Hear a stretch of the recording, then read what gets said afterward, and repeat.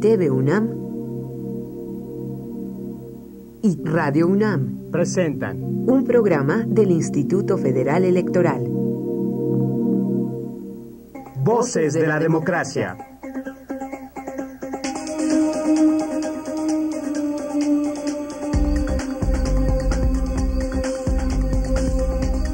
Voces de la Democracia.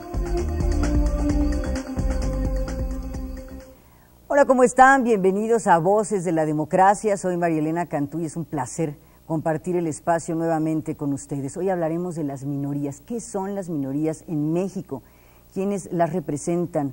¿Qué espacio tienen en la democracia? ¿Qué pasa con sus derechos? ¿Qué pasa socialmente con las minorías en nuestro país? Bienvenido. Este es el tema hoy en Voces de la Democracia y como siempre abrimos con nuestro reportaje. Voces de la Democracia @ife.org.mx.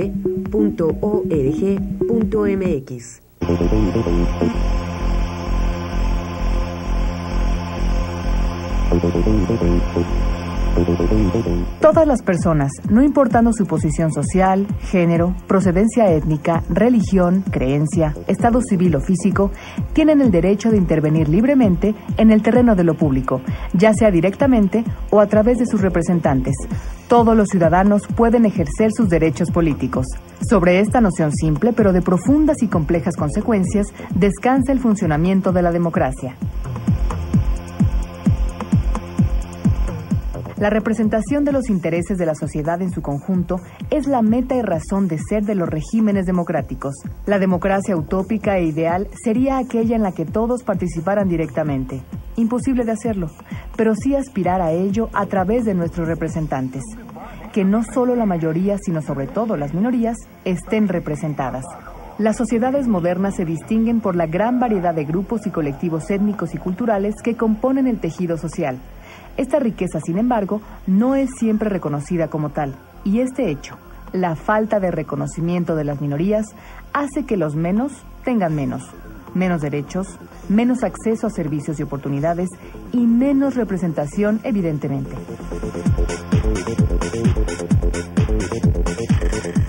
Reconocer las características de la diferencia de las llamadas minorías es sin duda de suma importancia, pero no suficiente. Sin la presencia de representantes genuinos de sus intereses, no se garantiza el respeto de sus derechos, ni se aseguran las condiciones de equidad y justicia que la democracia exige. Si bien es cierto que en nuestro país las últimas décadas han estado marcadas por profundos cambios que han permitido la incorporación de grupos hasta entonces excluidos de las actividades formales de la política, todavía hay mucho que hacer. Ya que si bien la participación electoral de estos grupos ha aumentado, esto no se refleja en la misma proporción con su presencia en la clase política. El periodo electoral, de las campañas a el hecho mismo de votar, es la gran oportunidad que nos brinda la democracia para respetar la diferencia y construir sociedades en las que la diversidad constituya un valor por sí mismo.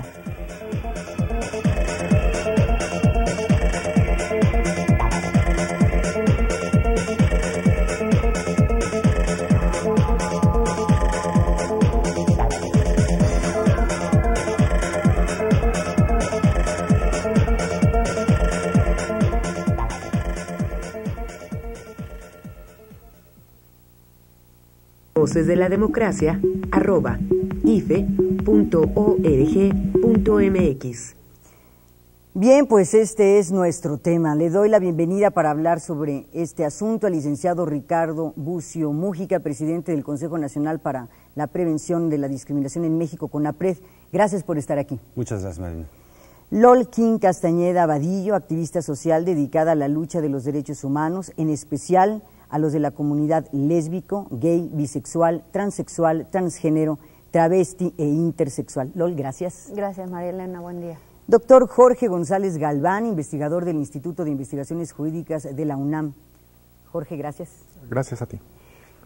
Ayúdenme a darle algunos elementos de juicio al auditorio sobre qué debemos entender por minorías, licenciado. Pues quizá una Una primera definición es que son aquellos grupos de población que tienen dos características que los diferencian del conjunto, de la generalidad. Uno es en razón del tamaño, de la composición sociodemográfica, son grupos que no representan a la mayoría, que en general son grupos de población pequeños, que representan pequeños porcentajes de población, pero que tienen una característica secundaria por lo cual se han inscrito, digamos, en el ámbito social como minorías o son vistos como tales, y es que tienen en la práctica, a veces en la legislación no, otros sí la tienen todavía, pero en la práctica tienen menor acceso al ejercicio de derechos y libertades que los demás grupos de población.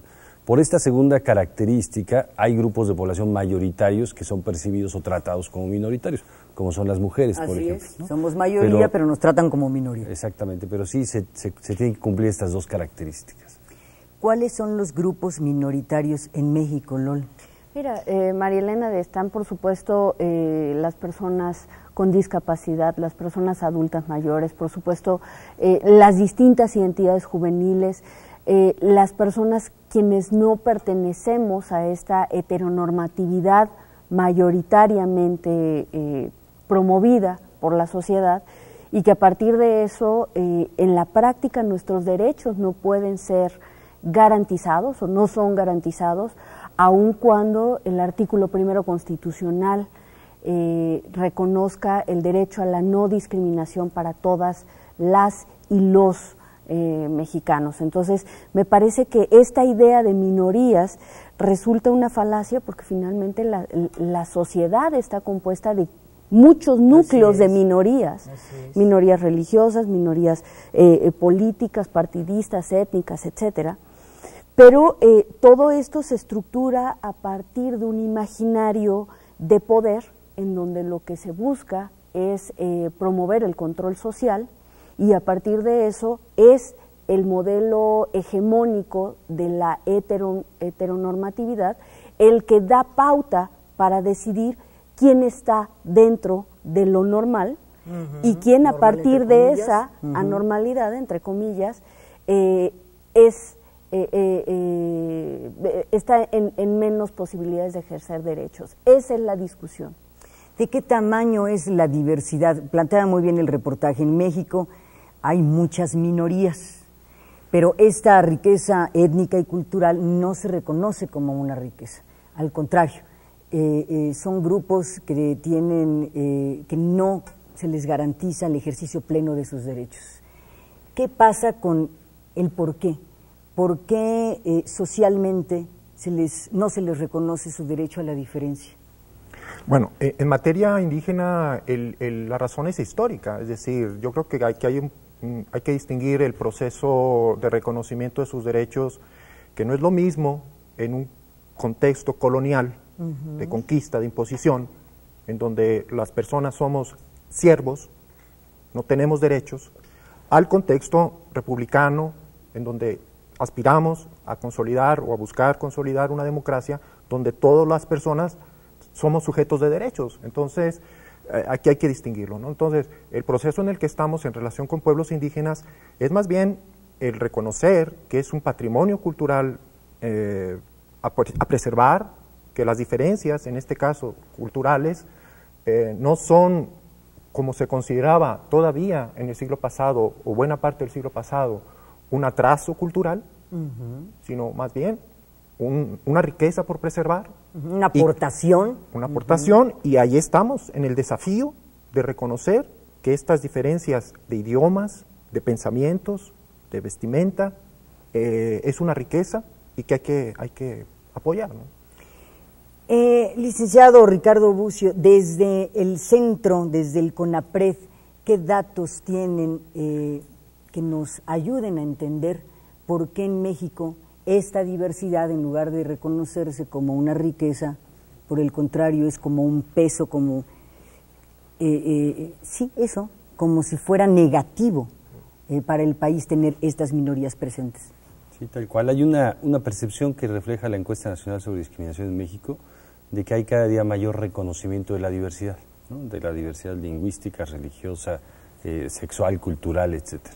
De que hay un mayor reconocimiento también de que la diversidad por tener condiciones o características de identidad distintas, se tienen derechos. Cada grupo de población que tiene características o condiciones distintas tiene por esa situación derechos reconocidos. No se sabe muy bien cuáles son, no se sabe cómo exigirlos, etcétera, pero se sabe que se tienen y que no se respetan demasiado. Pero hay una perspectiva también de que la diversidad es una amenaza, la diversidad es un riesgo, de que seríamos una nación con más posibilidades de desarrollo, avanzada, una nación más democrática si tuviéramos una perspectiva más similar en creencias, en opiniones, en preferencias, en actitudes. La diversidad siempre ha sido una amenaza, un riesgo para sociedades que están cerradas en sí mismas, para sociedades conservadoras. ¿Así es la mexicana? La mexicana es una sociedad conservadora, pero que además vive situaciones de inseguridad grandes. Cuando hay inseguridad o escasez de recursos, todos los grupos sociales tienden a cerrarse en sí mismos, ¿no? Los recursos escasos hacen que los grupos nos juntemos con aquellos que se nos parecen y tratemos de acceder a aquellos recursos que son escasos, que son todos, ¿no? El espacio, el poder, la representación, los recursos económicos, etcétera. Y la inseguridad, ahora también la inseguridad pública hace que los grupos, lo vemos cuando en una calle ponemos primero una pluma para que no entren a nuestra calle, después todos los grupos de población rechazamos o tenemos un cierto resquemor hacia aquellos que son distintos y que pueden afectar nuestro propio entorno, nuestro propio contexto, nuestra propia identidad. Eso pasa mucho con la discriminación hacia la diversidad sexual, ¿no? Que de alguna manera confronta la propia identidad sexual y la propia mirada de las personas hacia los demás. Pero pasa también con la discapacidad, porque nos confronta con la imagen que tenemos de quién es una persona, quién es una persona completa y quién no es una persona, con la imagen que tenemos de las personas indígenas o afrodescendientes, sobre cuál es el valor de una persona, quién vale más y por qué se vale más en esta sociedad, o qué es lo que determina el sexo, ¿no? En realidad todos somos iguales, pero hay unos más iguales que otras, siempre hay unos más iguales que otras, ¿no? Y creo que algo que ha pasado en el país, también en respecto a los derechos políticos, pero en general con respecto de la totalidad de derechos y libertades, es que hemos ido en un proceso de pasar de esta diferencia en donde había grupos sociales que tenían derechos y otros no, a un reconocimiento generalizado de derechos, pensando que el reconocimiento general daba acceso en igualdad de condiciones a todos los grupos. Como no, por decreto, como si fuera suficiente que jurídicamente hayamos avanzado. Como por decreto, por ejemplo, decir todas las personas tienen acceso a la educación laica y gratuita en este país, pero salud. Evidentemente las personas indígenas no. Quienes están en una zona rural donde no hay escuelas no, los niños con discapacidad no, los niños que tienen situaciones especiales no. Hay una enorme cantidad de cuestiones que no fueron pensadas para las especificidades de los grupos minoritarios, y la generalidad no asegura el acceso a los derechos para todas las personas, ¿no? Entonces tenemos que tener reconocimientos generales y mecanismos de accesos individuales para cada una de las condiciones y características de identidad. ¿Qué pasa? Claramente el licenciado Ricardo Bucio nos habla de la diversidad sexual. ¿Qué pasa con la diversidad sexual en México? Es decir, con los grupos lésbico, gay, bisexual, transexual, transgénero, travesti e intersexual. Me comentaba antes de iniciar el programa el investigador Jorge, a veces se rechaza por ignorancia. ¿Cuánto pesa la ignorancia para decir, hazte para allá? Por supuesto, uno de las asociaciones a la homofobia me parece que tiene que ver justo con esta ignorancia. De pronto hay situaciones, expresiones homofóbicas que tienen más fundamento en no te conozco, no te reconozco, cómo te pregunto, cómo participo, cómo interactúo contigo, cuando parto de un prejuicio sobre el que está montada la idea de la homosexualidad, del lesbianismo, de la transexualidad, y es justamente a partir de esa pregunta en donde el debate de los derechos humanos me parece que cobra gran sentido. Es decir, todo el tema de la Declaración de los Derechos Humanos tiene que ver con este reconocimiento a las particularidades de cada una de las personas Y entonces es un listado enorme que tiene que ver con etnia, religión, idioma, edad, condición económica, condición de salud, filiación política, en fin, una serie de características que lo que dejan sobre la mesa es todas y todos debemos tener el mismo acceso a la justicia y a los derechos sin importar estas diferencias. Sin embargo, en la práctica, la realidad es que la Ciudad de México se ha convertido en una isla de libertades, en donde tenemos una ley que permite el cambio de identidad jurídica a las personas transexuales de manera específica, pero no atiende la parte de salud, por ejemplo. Tenemos una ley que reconoce los matrimonios y los concubinatos también entre personas del mismo sexo, que es finalmente lo que se modifica es la figura del matrimonio civil. No es que exista el matrimonio gay o el matrimonio lésbico como tal, sino que se amplía este espectro de derechos y eso nos permite, por supuesto, tener un reconocimiento familiar mucho más amplio. Sin embargo, cuando tú atraviesas el Toreo o atraviesas Tlalpan y llegas a Morelos, ahí los derechos estás en indefensión, ¿no? Entonces, eso es lo que ha sucedido, que finalmente en la Ciudad de México los movimientos sociales hemos podido, desde los 50, 60, digo, el movimiento estudiantil, el movimiento urbano popular, el movimiento feminista, el movimiento de la disidencia sexual, han servido de detonantes para cuestionar esta estructura social, este conservadurismo que prevalece en nuestra sociedad, y que por eso en la Ciudad de México tenemos libertades y derechos totalmente distintos al resto de la República Mexicana. Sin embargo, el gran vacío es ¿por qué dejo de ser mexicana? ¿Por qué dejo de ser ciudadana y de gozar de derechos cuando salgo del Distrito Federal? ¿Por qué una familia de lesbianas que vive en Jalisco no puede gozar de los mismos derechos y las mismas libertades, y su familia no tiene los mismos reconocimientos que una familia heterosexual? ¿Cuál es la lógica? No la hay. Y entonces por eso me parece que es tan importante regresar al discurso de los derechos humanos y decir, tenemos que construir esta legislación pensando no en minorías, sino pensando en un reconocimiento amplio, en donde finalmente eres capaz de establecer un compromiso. Quienes representan desde una legislación, desde una diputación, desde el Senado, son finalmente representantes ciudadanos, y ahí tendría que estar el compromiso, no con su partido, no con su ideología, sino con la ciudadanía en amplio, a quienes tendrían que estar representándonos. Ese es un punto muy interesante, Jorge. Eso debería de ocurrir. En la democracia tendrían que tener un lugar las minorías. Pero ¿qué ocurre con la democracia mexicana? Es decir, hemos pasado del viejo concepto de que la democracia es aquello de que las mayorías deciden, a reconocer el espacio que debe de tener las minorías en la democracia. ¿Qué pasa con la democracia y las minorías en México?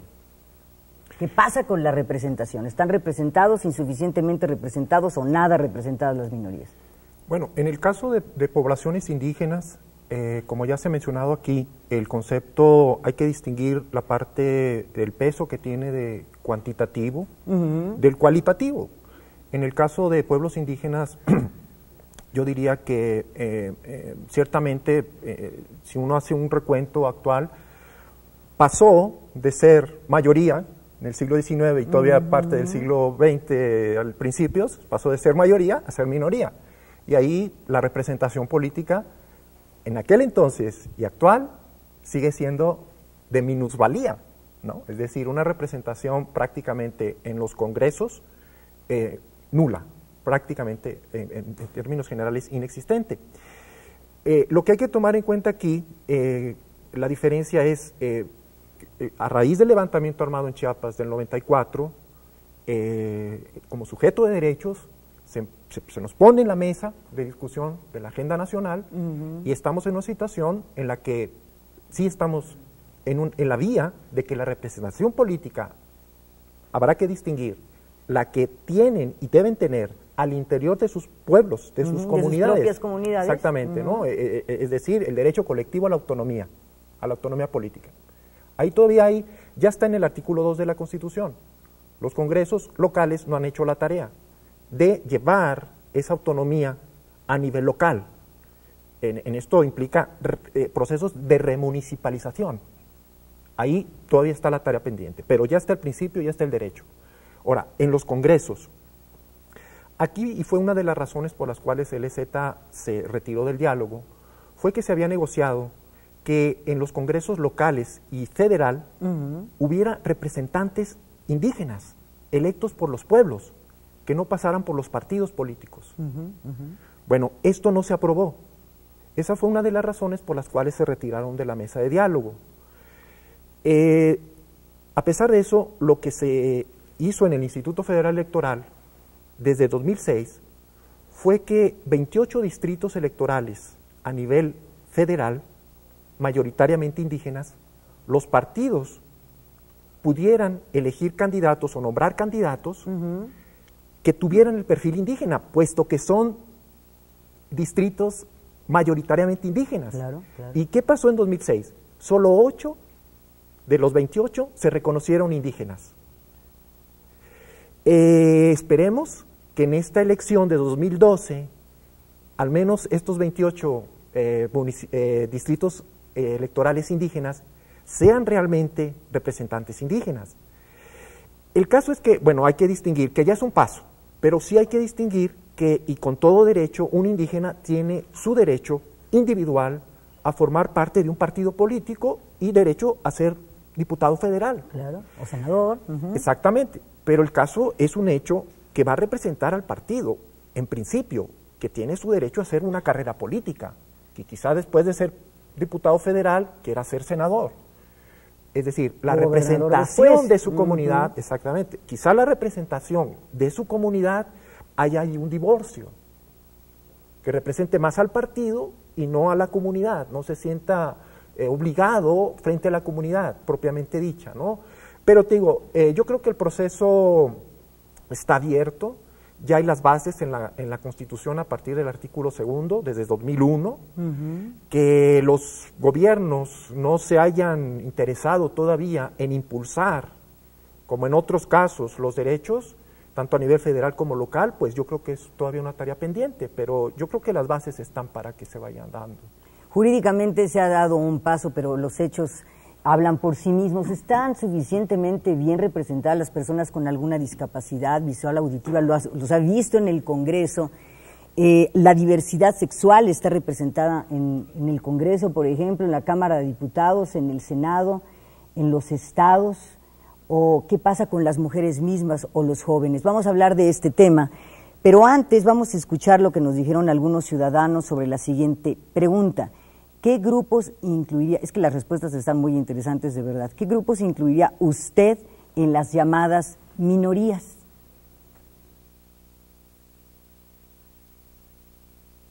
Voces de la Democracia @ife.org.mx. Más de la mitad del país, todos los grupos indígenas son minorías. Si empezamos a hablar de esa particularidad, su situación es crítica. Nosotros vivimos en una de las ciudades más grandes del mundo y por eso nos desatendemos de nuestras poblaciones originales, ¿no?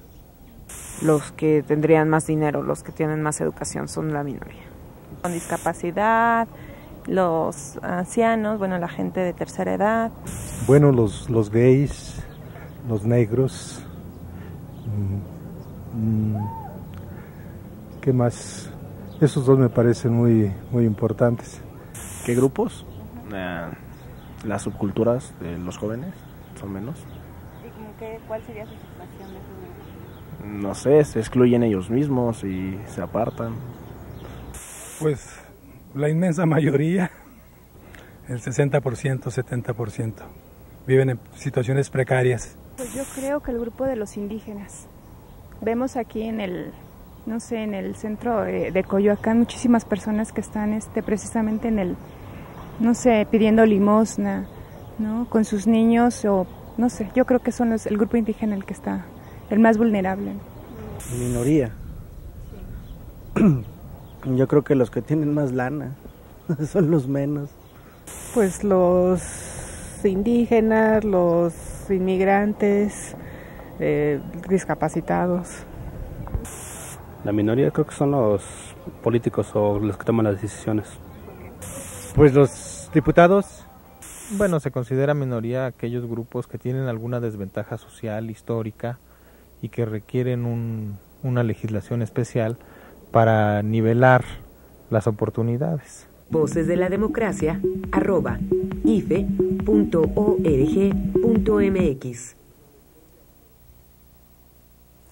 Ricardo Bucio, ¿qué pasa con la representación? Vemos en el Congreso a partidos políticos y sus candidatos, es decir, a nuestros representantes, luchando por nuestros derechos, por los derechos de las mujeres, de los jóvenes, de los adultos mayores, de las personas con alguna discapacidad. ¿Cuál es la realidad? Es muy importante de lo que dijeron en el reportaje, que la percepción sobre las minorías está basada en tres cuestiones. Uno, en características de identidad de los grupos. Otra, en el número. Por eso se pone a la gente rica ahí también. Sí. Y el otro en la vulnerabilidad, por eso también se dice es el 70% de la población. Entonces, estos tres factores tienen que estar puestos en la mesa para la representación, ¿no? Hoy día, formalmente, tenemos la representación de las cuotas de género, que tienen que ver con número, también con vulnerabilidad en el acceso al ejercicio de los derechos políticos, que ha sido de manera histórica.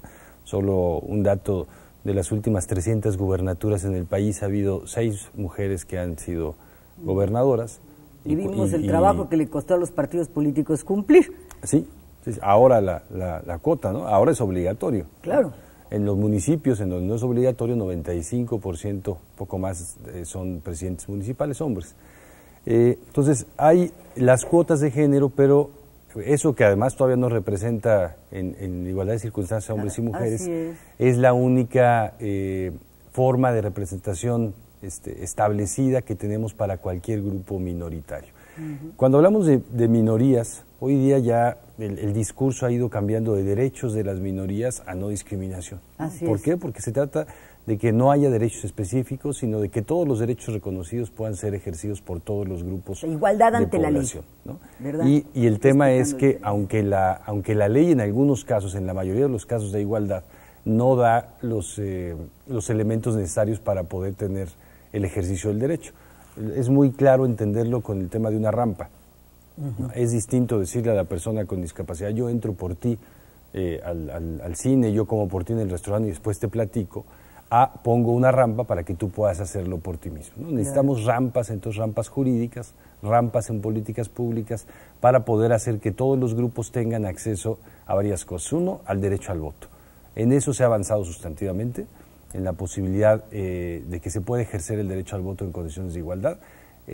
Hay ahora boletas braille, hay una serie de adaptaciones grandes para personas con discapacidad. No hay en principio restricciones legales para ningún grupo de población, pero hay ciertos grupos de población que de cualquier manera se quedan fuera porque la casilla les queda muy lejos en algunas zonas rurales, porque son poblaciones mayoritariamente indígenas o monolingües, y entonces no hay la adaptación completa en todos los casos para poderse entender en la casilla, porque hay personas enfermas que no pueden salir de sus espacios en el hospital, en la casa, y no pueden ir a acudir al voto, y por eso ya también hay voto electrónico en algunos países. Hay urnas en donde la gente puede ir puede ir la urna al coche, ¿no? Como si fuera un autoservicio.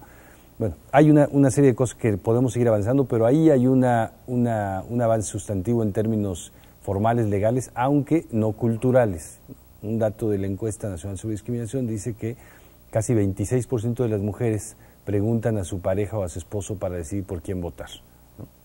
Preguntan 26%. O avisan, sí. En población indígena es mayor, pasa del 30% el porcentaje, ¿no? Y el voto es libre y secreto. El segundo es que puedan ser votados. Eso es una posibilidad mucho menor. Hoy día ahora hablabas de las personas con discapacidad en el Congreso. Hay 4 personas con discapacidad de las 628 personas que son legisladoras federales, y es el mayor número que hemos tenido nunca en la historia, ¿no? Nunca habíamos tenido 4 personas con discapacidad de las 628 que hoy día legislan en Senado y Cámara de Diputados. En los congresos estatales esta proporción ni siquiera llega a ese porcentaje. Y hay muchos grupos de población que no tienen una representación formal. Una población afrodescendiente no la tiene, ni formal ni informal. La población indígena tampoco de manera formal, ¿no? Siempre se buscan cuotas, los partidos buscan cuotas. Que parecen más informales, que parecen más simbólicas, ¿no? En algunos casos se ha buscado aquí una cuota en el Distrito Federal para la población de la diversidad sexual, ahora no, entiendo que en este proceso electoral no se pudo. En algunos casos sí hay una representación formal de migrantes, por ejemplo en el caso de Michoacán y de Zacatecas, ¿no? Migrantes en el extranjero pueden tener una representación del Congreso porque sus intereses también están acá, pero hay una enorme subrepresentación. Eso sí tiene un problema, no solo porque no permite que los intereses de los grupos estén representados, también es un problema para la democracia cómo hacer que todo esté representado. Eso es un problema grande. Y por eso el desafío que ya mencionaba Lol es cómo pasamos al tema de derechos, ¿no? Lo que necesitamos es que los derechos estén reconocidos todos para todas las personas. Cuando nos ponemos a hablar solamente de especificidades, no acabamos nunca. La lista es absolutamente enorme, ¿no? Por ejemplo, podemos legislar libertad de conciencia, como ahora libertad religiosa, libertad de cultos, o podemos decir que según las características de cada una de las iglesias o cada una de las creencias hay que hacer adaptaciones distintas. En algunos casos sí existen para los testigos de Jehová. En las escuelas públicas no tienen que ser obligados los niños a hacer los honores a la bandera, pero para la mayoría de los casos no. Sí se trata de que la legislación y en este caso la representación lo que debe hacer es poder dar espacio a todos los derechos. Desgraciadamente me parece que el mayor problema lo tenemos en la cultura política, ¿no? Aunque haya que hacer estas adaptaciones formales y legales, es en la cultura política porque los partidos, hoy día los candidatos, los representantes populares, representan intereses de grupo, ¿no? que pueden ser legítimos, pero que no son el tema para el cual fueron electos, ¿no? Exactamente. Representan intereses de grupo, incluso pueden ser buenos intereses, no se duda de eso, algunos son negativos en razón de que van en contra de los intereses de otros grupos, pero no representan los intereses generales de la sociedad. Eso Maestro, sí si uniéramos todas los grupos excluidos, ¿cuántos mexicanos estamos excluidos de la representación? Si hablamos voy a decir nada más números de lo que representan las minorías. Hay 5.7 millones de personas con alguna discapacidad. La OMS dice que son 10 millones de personas, pero 5.7 millones de personas. Hay, no sé, entre 6 y 10% se habla de personas de la diversidad sexual, ¿no? Hoy hay 18% de la población que no es de la mayoría religiosa católica, ¿no? Hay 15.7 millones de personas indígenas en el país, me parece que casi 6.8 personas que son hablantes de lengua indígena, más de 1 millón de personas monolingües, hay 11 millones de personas adultas mayores, ¿no? Hay 24 millones de personas jóvenes en el país, hay medio millón al menos de personas afrodescendientes. Entonces, sí, sumando a las minorías, eso es una gran mayoría, ¿no? Después la podemos mayoría pensar de los mexicanos no estamos representados. ¿Quiénes representan a la mayoría? Pues sí, si son hombres, si son urbanos, si son mestizos, si son heterosexuales, si son católicos, si son sin discapacidad, es un grupo pequeño. Que responde a los intereses de su partido. Que responde a los intereses de esa... Hablemos concretamente de la diversidad sexual, ¿está o no representada? Ya sabemos que no, pero danos elementos de juicio. Sí, no, en realidad hay dos criterios. Uno tiene que ver con las acciones afirmativas, que algunos partidos han planteado como una posibilidad, y que ahí me parece hay todo un debate. De pronto esto que mencionaba Jorge, de las representaciones en los estados de la República. Por supuesto que hoy por hoy tenemos un número significativo de lesbianas y de homosexuales en cada uno de los partidos políticos, desde la Cámara de Diputados, del Senado, desde los gobiernos locales, que no necesariamente legislan ni trabajan a partir de su preferencia sexual.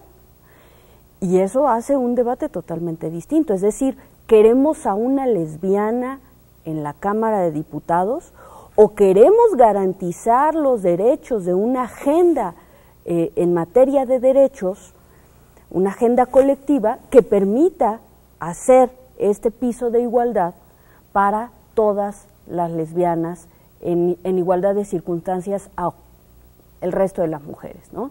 Me parece que ahí son está el cosas debate. distintas. Son totalmente distintas. Yo digo, cuando planteamos que tenemos que elegir, que tener estas representaciones, las minorías, la pregunta que yo me hago es, ¿para qué? Y entonces ese para qué tiene que ver para que un partido político cumpla con una cuota, entre comillas, y entonces sea una ventana de posibilidad progresista, o para ganar adeptos. Claro, o para que esa persona consiga un trabajo y viva del erario público 3 años, o hay acaso una discusión que tiene que ver con los intereses de un grupo de personas, de organizaciones, y entonces se define una agenda, se define una ruta, y desde esa lógica, ese movimiento social permite hacer una estructura de avance en materia de políticas públicas y en materia de derechos humanos. Creo que son debates totalmente distintos. Yo estoy por la lógica del trabajo colectivo, en donde sí tenemos que sentarnos a discutir cuál es la prioridad en materia de derechos de lesbianas, gays, bisexuales, transexuales, transgénero, travestis e intersexuales. ¿Qué tendríamos que avanzar en primer lugar? Los derechos de las personas transexuales en acceso a la salud, la parte jurídica. ¿Es acaso el tema de las juventudes gays frente a la pandemia del VIH? ¿Es acaso el tema de las maternidades lésbicas? Es decir, porque hay un enorme abanico en cada una de estas identidades. Y además, cuando hablamos también de lo LGBT como una posibilidad de las diversidades sexuales, por supuesto, tiene que ver nuevamente con quién lo está representando y cómo se está construyendo esa agenda en materia de derechos, porque por supuesto si va a haber siempre un sesgo, ¿no? Cuando sea un gay seguramente estará replicando la misma estructura en la que hemos crecido, una estructura machista, una estructura misógina, en donde los temas de las personas transexuales, de las personas bisexuales y de las lesbianas no sean una prioridad. Entonces me parece que el debate es mucho más profundo que solamente esta supuesta acción afirmativa de tengamos a una persona indígena. Ya ¿no? cumplimos. Ahora, que de hecho en este momento, por supuesto, por las mismas características de donde emanan estas representaciones, hay diputadas federales que son, en este caso, indígenas, o una diputada federal que es lesbiana y que no necesariamente responden a las necesidades colectivas. Había en este proceso 3 participaciones externas a uno de los partidos, al PRD, quienes estábamos pugnando por este espacio. Una de ellas, Marta Sánchez Néstor, sí, he hablado con ella. Con una claridad en la agenda de las mujeres indígenas y afro, por supuesto. Incluso Marta Sánchez, en una entrevista, yo le planteaba cuál sería tu principal reto si llegas a obtener un espacio. No olvidarme de mi gente. Claro. Suele ocurrir esto que planteaba Ricardo Bosch. Ya que supuesto. estoy ahí, yo represento el interés de mi partido y no el de los derechos colectivos. Así es, que esa es la diferencia. Entonces, me parece, y bueno, finalmente a ella le cierran la posibilidad, ¿no? Hay una candidatura específicamente que estaba siendo buscada por Dafne Cuevas, emanada del movimiento feminista, a la cual se le cierra la posibilidad, y esta, la que yo representaba, también desde las organizaciones de sociedad civil, para el tema de diversidad sexual, con una agenda clara en materia de derechos de diversidad sexual, que simplemente nos dice el partido, no es el momento, no nos interesa, y la no lógica... estamos en ese debate, no estamos en esa lógica. En otro proceso, ¿no? Ya habrá lesbianas y gays aquí que vengan a ocupar las curules, y habremos de conformarnos con eso. Y yo creo que el debate tiene que regresar a la ciudadanía, tiene que regresar a las formas en las que nos estamos organizando, para saber exactamente qué es lo que como ciudadanía organizada demandamos para hacerle un emplazamiento a los partidos políticos, a las representaciones ciudadanas, y entonces sí poder exigir una rendición de cuentas. ¿Qué piensas del tema, Jorge? Desde tu estudio, tus investigaciones, desde la parte del mundo indígena. Aquí tenemos un desafío que realmente a mí me parece debe impactar y marcar lo que debe ser el México del siglo XXI, porque a partir del 2001, de la reforma al artículo 2 de la Constitución, este país, o al menos en teoría, deja de ser un producto de una mezcla. El proyecto de nación mestiza, homogénea, única. ¿Para qué? Se reconoce México como multiétnico. Multiétnico, pluricultural. Entonces, aquí es un desafío que debe impactar ¿en qué? En que nuestras relaciones sociales, políticas, económicas y jurídicas tienen que tener o estar permeadas por el reconocimiento a la diversidad cultural, en el caso de población indígena, porque está sustentada precisamente en esta diversidad cultural, étnica. A mí me interesaría retomar un poco de lo que se ha dicho en el sentido de, por ejemplo, en materia indígena es muy común que se diga que cuando se habla de derechos, hay posturas a veces de que, por un lado, es que quieren apartarlos, privilegiarlos y dejar que sigan apartados, y no. Si les dan derechos exclusivos, los dejan en la exclusión, en una esfera aparte. Exactamente. No, cuando en realidad es lo contrario, es la integración. Es la integración, pero con derechos. Es la integración por consenso, no por imposición, ¿no? Entonces, ahí, en esa etapa estamos. Yo creo que, desafortunadamente, creo que permean en la discusión del tema que tenemos aquí, que la decisión por lo que han sido nuestros derechos hasta la fecha, han sido basadas en un contexto de discusión política formalmente reconocida en los congresos, donde nuestros representantes realmente han sido, pues no tales, es decir, porque sabemos de entrada, si hablamos de democracia a nivel general, que estos actores internamente no son democráticos. La elección de candidatos internamente no son democráticos, o sea, en general.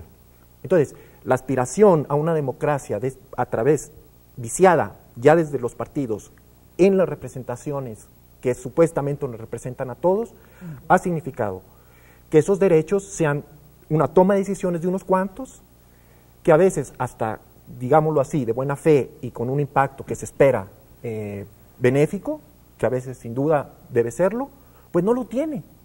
No lo tiene porque a veces esos mismos a los que se busca beneficiar, a veces ni se les consultó, las instituciones incluso no están todavía establecidas para la aplicación de esos reconocimientos jurídicos, ¿no? Entonces simplemente, desafortunadamente a veces, como se decía en el siglo de la colonia, se legisla pero no se aplica, ¿no? Es decir, un cinismo, una pervención legislativa para decir, sí, reformamos, pero hay a ver cuándo se aplica y quién lo aplica, ¿no? Que vengan otros. Cambiar para que siga igual. De alguna manera. ¿En cuál siglo? Sí, exactamente, ¿no? Entonces te digo, yo creo que de entrada la raíz del problema es... Estén los propios partidos. De entrada, exactamente, ¿no? Hemos visto militantes recurrir al Tribunal Electoral exigiendo un derecho para ser votado, para que puedan ser candidatos. Exactamente. Y ahí coincido también lo que mencionas, es decir, que no nos asegura, quizá por la etapa en la que estamos viviendo, el tiempo que vivamos, buscamos que sea no indígena para que los derechos indígenas se aseguren y así. Yo creo que superada quizá esta etapa, lo importante sería que con la democratización de los partidos vendría que los programas, sus agendas, impacten, sean las que dirijan, sea un indígena, sea quien sea, un diputado o senador, que impulse esas agendas de los programas de los partidos. Entonces, ahí no tendríamos que estar pensando en cuotas. Ese es un tema muy interesante. ¿Cómo hacemos para revertir esta situación? ¿Qué hacemos con los partidos políticos que ignoran a los grupos minoritarios, que ya vimos que en realidad es la mayoría del país? ¿Lo hacemos vía cuotas? ¿Se les obliga con una norma, como en el caso de las mujeres, o buscamos otras vías? Vamos a regresar con ese tema, pero antes, ¿qué piensan los universitarios sobre esta insuficiente o nula, a veces hasta nula representación política de las llamadas minorías? Concretamente les preguntamos, ¿están representadas políticamente las llamadas minorías? Y esto nos respondieron. Voces de la Democracia, @ife.org.mx. Me parece que no. Pues no sé, nosotros como jóvenes no somos tanto minoría, pero no nos sentimos representados por las opciones políticas que hay en este momento. Y hablando ya de minorías, pues me parece que no, los pueblos que están muy abandonados solo los llevan de acarreados, ni siquiera saben por quién votan y pues no están representados en sí, solo se quedan en promesas. Los foros donde se pueden expresar son muy pocos y realmente la gente que se dedica a la política realmente que representen la minoría, yo no los veo. Actualmente no hay una representación, por más que haya diputados, no sé, que el diputado gay de tal partido, aún así yo creo que no hay una representación como tal de los problemas de las minorías, sino solamente superficialmente sobre algunos temas y no en el fondo. Yo consideraría que no, porque realmente no se integran a un sistema político económico, porque las minorías, llámese por ejemplo indígenas, cuentan con su propia cultura y realmente lo que se intenta es como mantenerlas como un museo o realmente asistirlas solamente en casos de emergencia. Sí, yo digo que sí, porque hay ciertos partidos políticos que ven por las minorías sociales, los gays, los pobres, las principales propuestas políticas, por ejemplo, para la presidencia están enfocados hacia ellos. Me parece que la representación es en medida de la organización de esas minorías. Yo pienso que sí, porque al final de cuentas es gente que vota. Nunca han estado representadas. Se les puede nombrar en los discursos políticos, se les pueden hacer promesas, pero pues precisamente por ser minorías son tan pequeñas que de verdad no importan. Y ocuparse de ellas hace que se dejen otros asuntos de mayor importancia política y entonces se les relega siempre. Voces de la Democracia, @ife.org.mx. Ese es el tamaño del problema. Vamos a intentar encontrar salidas. Antes les planteo una invitación. El Instituto Federal Electoral invita a todas las niñas, niños y jóvenes que tengan entre 6 y 15 años de edad a participar en la consulta infantil y juvenil 2012, que se llevará a cabo el próximo 29 de abril. Para participar solo deben acudir a una de las 15,000 casillas que se instalarán en todo el territorio nacional. También se invita a cualquier persona mayor de 18 años de edad a apoyar la realización de este ejercicio atendiendo una casilla el 29 de abril. Las personas interesadas pueden acudir a la oficina del IFE más cercana a su domicilio a registrarse. Dicho esto, Ricardo Bucio, ¿cómo le hacemos? Tenemos un problema político. Me gustaría escuchar su opinión sobre qué hacemos con los partidos para modificar esta situación, si los obligamos o no con una ley. Y luego una pregunta vinculada que tiene que ver con lo social, Ricardo. Yo pude observar, y como yo muchas personas, muchos ciudadanos, el ejercicio que hicieron ustedes en el CONAPRED con algunos niños. El problema viene desde allí. Les presentaron 2 muñecos, un muñeco blanco, un muñeco de color. Los niños tenían que elegir entre un muñeco y otro. Si no me equivoco, el 100% de los niños eligió el blanco, porque consideraban el muñeco negro como malo, como que no. ¿Esto qué refleja? Es decir, lo político no es más que un espejo de lo social. Ricardo Bucio. Sí, yo creo que si cada uno de nosotros, de nosotras, nos pusiéramos a 2 personas que representan distintas cuestiones de diversidad, también podríamos hacernos ese tipo de preguntas. ¿Qué nosotros consideramos que es bueno o es malo? ¿Qué nosotros consideramos que es bueno legislar o no? ¿Qué derechos hay que dar a qué grupo de población? Diríamos a este grupo sí, a este grupo no. A este más por tales características y porque corresponde mejor a los intereses mayoritarios y a este no. Necesitamos trabajar en términos de democracia y ese es parte del problema que tenemos en la cultura política. La cultura política no solo de la clase política, también de la ciudadanía. Hay un ejemplo ahora que no me gusta mucho, me disgusta mucho, pero que es muy bueno para ver si el problema es de cuotas, el problema es de agenda, el problema es de agenda democrática. Y es que hoy día tenemos un déficit en el ejercicio, en el reconocimiento de derechos laborales y de seguridad social de trabajadoras del hogar. Más de 2.1 millones de personas en el país. Hay 5 legislaturas consecutivas en donde no se ha logrado una modificación al apartado de trabajo doméstico. Hoy día hay un convenio de la OIT sobre trabajo doméstico que ya firmó México allá, que tienen que suscribir el Senado, que no ha llegado al Senado para que lo suscriba. Y ahí tenemos, lo que quisiera decir, tenemos el problema de que las trabajadoras domésticas, los trabajadores domésticos, son un grupo de población que tiene una casi imposibilidad de estar representado por sí mismo en los espacios de representación política.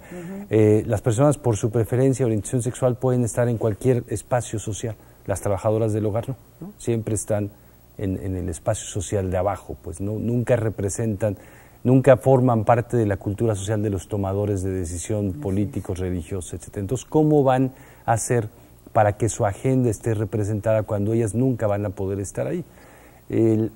Ahí tenemos un problema de que la representación por sí misma, además si tuviéramos 1 o 2 trabajadoras del hogar, no lograrían modificar la legislación.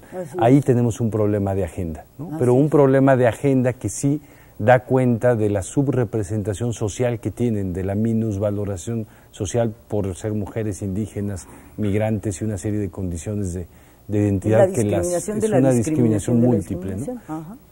Ahí, entonces, si no tenemos una agenda democrática, es imposible que grupos de población como este, o con una sola representación, porque nunca dan una representación proporcional a la sociodemografía, sino un espacio nada más. Si no tenemos una agenda democrática y una forma de trabajo democrático, no es posible que los derechos puedan reconocerse y además hacerse garantía en igualdad de circunstancias para todos los grupos de población. La agenda democrática, el déficit. Sí necesitamos, y regreso al ejemplo de los niños, modificar la percepción social que tenemos, modificar la cultura. Y aunque la ley no cambia la cultura social, sí es una palanca para poder moverla, ¿no? Sí es una palanca y ahí hay cambios legales que ya tenemos una reforma constitucional en derechos humanos que está incompleta, todavía falta armonización legislativa, faltan muchas cosas, pero es un paso que tenemos que exigir y que tenemos que exigir en bien de todos. Yo creo que lo malo, lo bueno del conservadurismo, digamos, es que hay una serie de cuestiones que le han funcionado a la sociedad para seguir reproduciéndose, a esta y a muchas, y que pueden seguir estando y se pueden seguir cuidando, ¿no? La percepción de la familia, que ahora es las familias, ¿no? Lo malo del conservadurismo es que trate de cuidar que estos privilegios, estos intereses, estos derechos sean solamente los que yo creo, los que yo tengo. Un solo concepto de familia, una sola religión, una sola idea política, o que, por ejemplo, las trabajadoras del hogar nunca vayan a parecerse a la patrona o al empleador, ¿no? No son de la misma clase social, las tratamos bien, son como la familia y el cariño sustituye los derechos. Creo que ahí tenemos un trabajo muy grande que hacer y hay posibilidades. Este programa es una y necesitamos muchas todos los días. Tu conclusión, Lol, sobre este tema, nos quedan 3 minutos. Sin duda me parece que el gran reto tiene que ver con deconstruir la sociedad, esta estructura en la que hemos crecido, esta estructura conservadora, prejuiciosa, estereotipada, de la cual nadie nos extraemos. Es un ejercicio continuo el que nos permite reestructurar nuestros conceptos, aprender a reconocer a quien tenemos al frente, al lado, en fin, y a respetar, ¿no? Me parece que el gran reto es, por supuesto, el tema de la igualdad y la no discriminación, que no solamente pasa por aprobar leyes, sino transformar la cultura, transformar las formas de relación social, y que ahí me parece el gran reto en términos de organización social es salir de esta atomización, reestructurarnos, discutir, plantear agendas, y yo diría, y con esto quisiera cerrar, los grandes retos en avance en materia de derechos para la diversidad sexual en la Ciudad de México la hemos logrado con legisladores. David Razú es el ejemplo, para matrimonio entre personas del mismo sexo en la Asamblea Legislativa, que no es gay, que aprueba esto, y una Suprema Corte de Justicia que hace la defensa, el ministro Valls, y que dice, este es un tema de dignidad, este es un tema de derechos humanos, y es por el reconocimiento de todas las familias. Hacia allá tenemos que dirigir los compromisos. Muy bien, Jorge, rápidamente una línea de conclusión.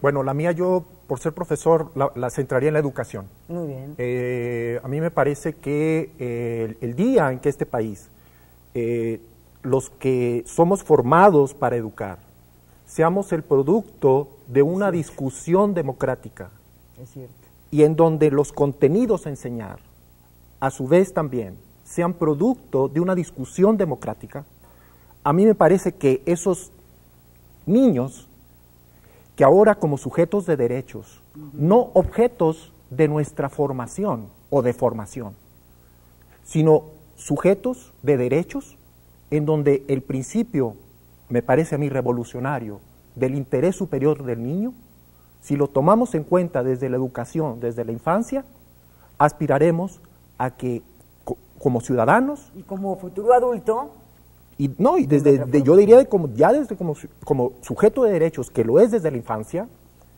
la discusión para poder aspirar a que las discusiones en relación con los derechos de todos esté basada, si lo hacemos en la formación de profesores, de programas y de enseñanza, en la discusión general tendrá que ser democrática, plural, basada en 4 cosas: respeto, tolerancia, confianza y cumplimiento absoluto de los acuerdos. Con ello terminamos. Muchísimas gracias a Ricardo Bucio Mújica, presidente del Consejo Nacional para Prevenir la Discriminación, CONAPRED. Gracias, Ricardo. Gracias, Loquín Castañeda Vadillo, activista social dedicada a la lucha de los derechos humanos, en especial a los de la comunidad lésbico, gay, bisexual, transexual, transgénero, travesti e intersexual. Doctor Jorge González Galván, gracias también, investigador del Instituto de Investigaciones Jurídicas de la UNAM. Muchísimas gracias a usted por acompañarnos en Voces de la Democracia. Hasta la próxima.